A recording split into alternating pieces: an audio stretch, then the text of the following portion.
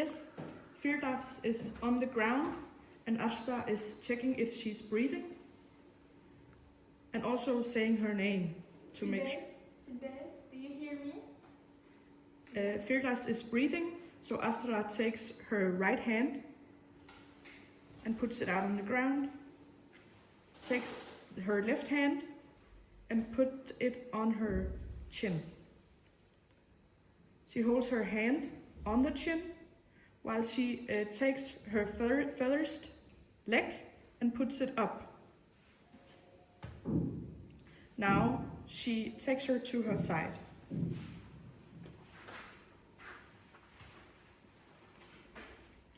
Astra checks if she's able to breathe, otherwise she puts her head a bit back. Make sure that the hand is placed under her chin so that she lays comfortable. And then she takes her leg even further out to secure her position. Yes?